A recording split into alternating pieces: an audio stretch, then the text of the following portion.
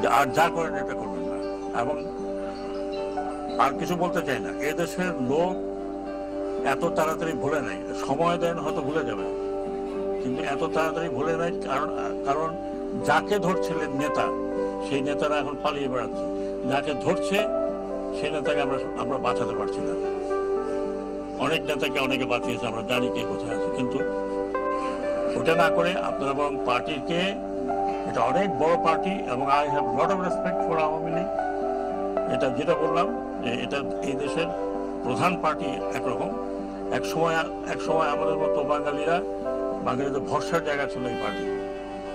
বাংলাদেশের 52 আন্দোলন, 69 গণ আন্দোলন, স্বাধীনতা, এটা পার্সোনাল কোনো কারণে নষ্ট করবেন না। এটা জাতীয় সম্পদ। আপনারা আসুন, যারা রেগুলার করতে চান। এখানে মারামারি করুন আপনি। আরো কিছু লোকের মৃত্যু আমরা চাই না। অলরেডি 400 থেকে 500, তারও বেশি মারা গেছে উভয় পক্ষে। পুলিশের এই অবস্থা হয়েছে, আনসারের এই অবস্থা হয়েছে। আর আমরা যদি উস্কানি দিতাম তাহলে আপনারা টিকতে পারতেন না আর্মি ফায়ারে। আমরা আর্মিকে মানা করেছি যে ডোন্ট ওপেন ফায়ার। কারণ কাকে মারবেন আপনি? আমরা এই পুলিশকে দিয়ে কাকে মারিয়েছেন? পুলিশকে দিয়ে মারিয়েছেন আপনার সন্তানকে। আপনার সন্তান না হয় একজন পুলিশের যে সদস্য কি বললেন যে স্যার কটা গুলি লাগে একটা ছেলেকে, তার ছেলের লাশ।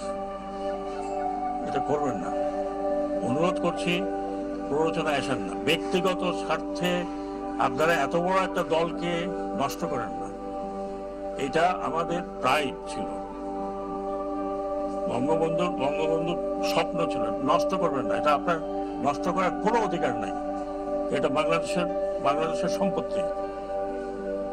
আর এই যদি স্বপ্ন কেউ মনে করে যে এইটা করে আবার এটা কাউন্টার রেভলিউশন করে আসবেন, কাউন্টার রেভলিউশন করতে হলে আপনাকে হাজার হাজার লোকের রক্ত বহাইতে হবে।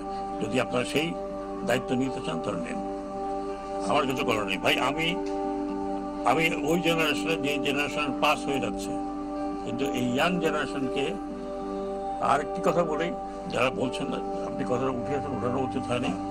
আমাদের যে ইয়াঙ্গার জেনারেশন, এরা করেছে, কোনো পলিটিক্যাল পার্টি করে নাই। They have given their life, যেটা আপনারা কোনোদিন দিতে পারতেন না। মুখে দাঁড়িয়ে আছে পুলিশের গুলি খাওয়ার জন্য, তাদের মুখে কোনো দুঃখ নাই, দে অল স্মাইলিং। এরা যতদিন আছে, আমাদের কথা বাদ দেন, আমরা দৌড় দেবো। এরা যতদিন আছে এরা দৌড়াবে না। They will face you.